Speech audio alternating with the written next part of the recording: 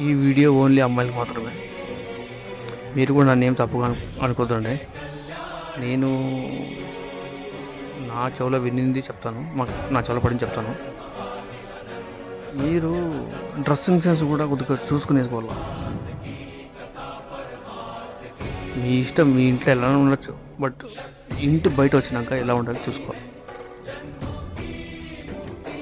బయట ఎట్లున్నా తెలుసా, చున్నీ లేకుంటేనే అమ్మాయిని క్యారెక్టర్ డిసైడ్ చేస్తారు. చున్నీ లేకుంటేనే క్యారెక్టర్ డిసైడ్ చేస్తారు.